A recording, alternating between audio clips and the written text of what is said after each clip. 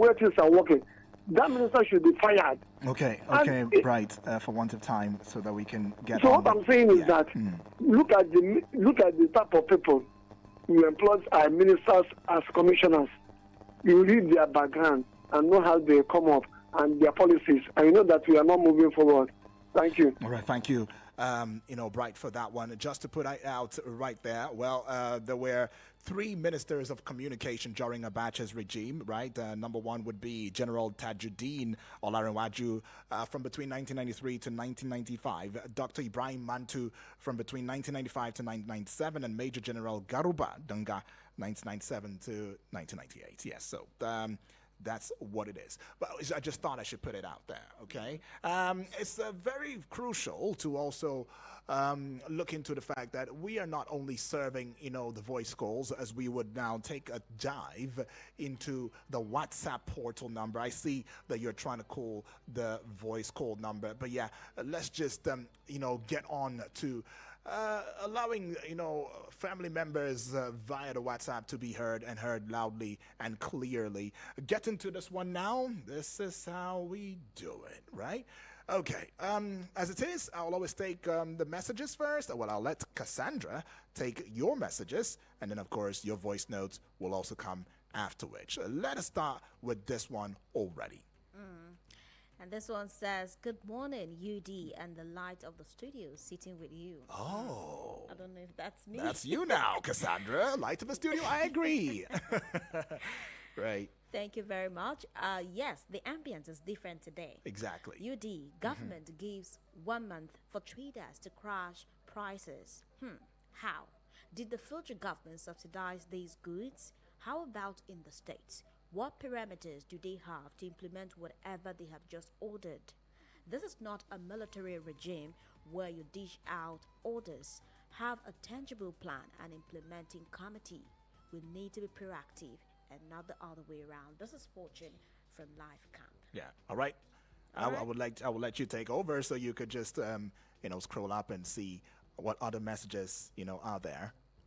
All right, now moving on from that one from Fortune. Okay, just help me with that. Okay, the light of the studio now. Yeah, let's get on with this one. All right, this one is from Chinonso from Suleja. Okay, it says, "It takes nothing to be a good person. Once the heart is good, the rest body follows suit. The heart will not take what doesn't belong." Okay, I guess belong to it. This is for cleaner rather, that returned dollars. God bless the man. You did this collabo with Media Chick. Let it not be like you and Henacho, where one person would disappear for some time. Okay, Chinon, I guess so this is different, man, Chinon. So it's not the same thing. All right, but anyways, let's go to more. Thanks though, Chinon. So appreciate that one. Yeah. All right. Now, okay, this is actually a voice. Okay, so let's go. If we have more messages. Yeah, exactly. Okay, this is from another person, actually a Baz, reporting from Dute. Good morning, Sayudi, and morning. Our new presenter. Exactly. The main meant to say, her voice is so lovely. Thank you very much. Nice. My take is on Fuji government urging marketers to crash price. Please, how is that possible? These marketers are not the reason why prices are high, but government ineffective economic policies affecting commodities in the market. Crisis in the energy sector is 80% responsible for high price instability, so let government look into it and ensure some level of pump price reduction and stability, then price will drop. This is Abbas from Duty, and I'm moving away from Abbas's message. Good morning, UD, and welcome to the family, Cassandra. This is James. Good morning to you, James. Exactly. The report on electricity subsidy for health and education institutions is a welcome development. These are some of the palliative measures we are talking about that directly affects everyone. The government needs to start putting the horse before the cart and not the other way around. On the bandit attack in Zamfara community, it is now clear people are taking matters into their hands. Is the way to go. Few days ago, villagers stormed forests to go after bandits who have been wreaking havoc on their communities. Truth be told, the villagers need to now be more alert than never. Chances are that they should expect reprisals. On the age restriction for WAEC examination, is it WAEC or JAM? We have people making short-sighted policies that keep taking us steps backwards. Isn't it laughable that in the country where there are age restrictions on job applications and advertised positions for even entry-level positions, the priority is an age restriction on writing work? Those claiming the UK has 18 years age restriction are ignorant.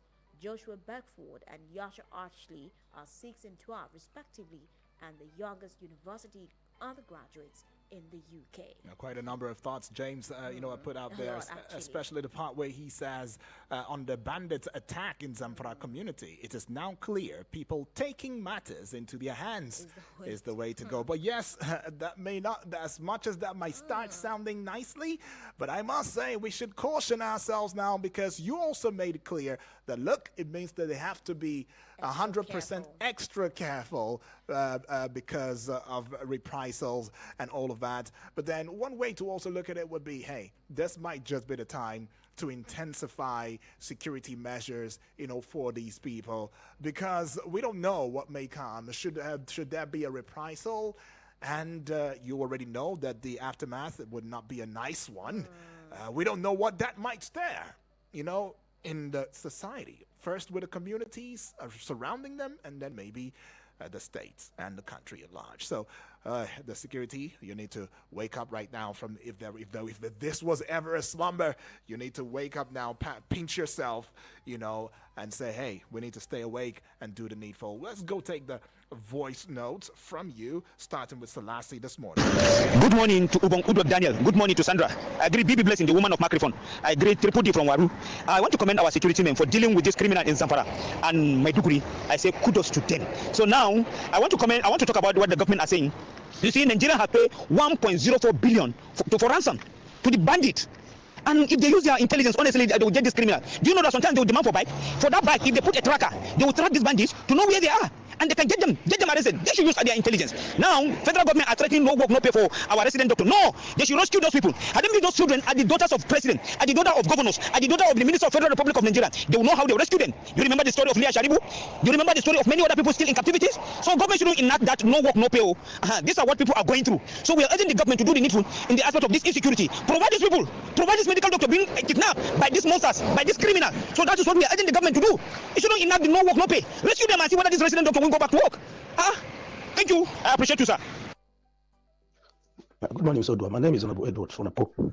The issue is that Ajero has no right to reject police invitation if his hands are clean.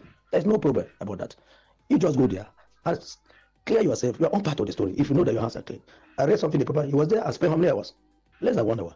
Federal government are not saying no work, no pay for striking institution. It is not good. It is not good. We should be looking for peace in this country, not being harsh to the masses. What are these people striking for? Are they striking because they want to strike or they have a reason? Negotiate and let's see whether there will be peace or not. You are paying is it because of that they said you want to pay this thing, subsidy for electricity? Go do this thing before you come to the press. Go ahead and pay the subsidy first. We're tired of stories. Thank you. God bless you. All right, yeah, we've heard Honorable Edwards right there. Let's get on to hear from Al-Amin, I believe. Good morning, Udwak. I greet you. I greet our new family member, Cassandra. Right. I don't know if I heard her correctly. She said obedient chick. I'm disobedient Al-Amin, and I can never be obedient. That's on the lighter note anyways. Let me greet my Muslim brothers and sisters a happy and blissful Jummah Mubarak. And as always, may Allah subhanahu wa ta'ala accept our prayers and supplications as act of ibadah and grant our dear nation and home peace and progress.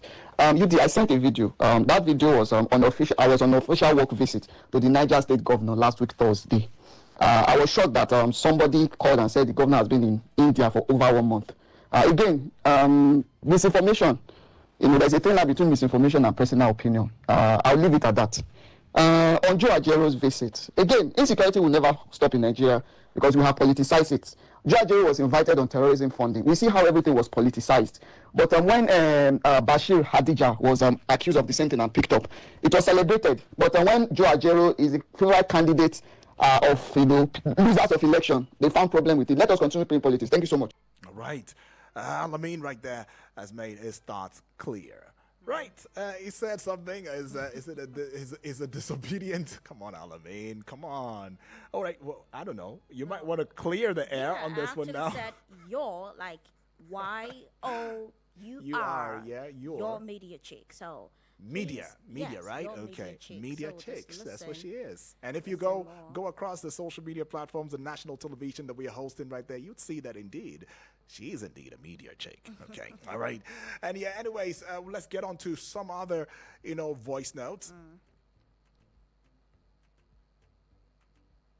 Okay, we'll just take that back and see how we can work it out. Mr.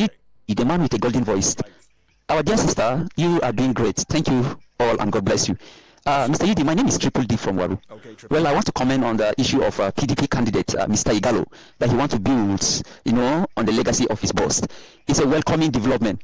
But what legacy is his boss leaving? Is it people-friendly policy? Or is it the one someone will tell Nigerians I will continue from where so person stop and at the end of the day we'll be crying? Well, they should know Nigerians are wise. Edo people are wise. Secondly, on the issue of EFCC napping the kingpins, parading himself as Olukoyede, that is EFCC boss, it's a good one. What of the others that are still hiding with Nigerian billions money that are yet to be, discover where they are? Please, they should put the same mechanism to get those people out. Lastly, on the issue of Niger State Governor, it's a good one. But where are the money that they are putting in health sector that they cannot take care of themselves in their own country? We'll get it right in no distant time, very soon. God bless Nigeria. Good morning, Nigerians, and happy weekend. Right, God bless Nigeria. We will get it right. I always love it when Triple D puts out those words because it's a word of affirmation, a very hopeful one that has faith in it if you can only see it. So open your eyes. Well, we got yet another message. Barrister, it's Obasanjo. Yeah. Still, Obasanjo. the voice message to you. Yeah. Barrister, see me. I'm telling you the fact of mine. I don't go by propaganda. I go by straightforward, investigate. I'm not a journalist, but I help you people a lot to investigate a lot of things. What is happening in Zone B and Zone C? As if we don't have a government, as if we don't have a representative. Very too close to you. In Sabon, we say there is kidnap over there, there is killing over there. Not talked about our community from the Paiko, Muya, Shuroro, them. That place is a damn shit that you cannot go. Even the government itself, even the security themselves. Do you know how many communities have left those homes? Nobody to care. Neither the senator, we cannot even have them. Neither the House of Representatives. Vote, sir. You talked about the educations. You pity my people in Niger. You pity my people in my communities. Obasanjo, I get that. Well, Obasanjo, we could not go further, but yeah, I agree with you. Honestly, I agree with you.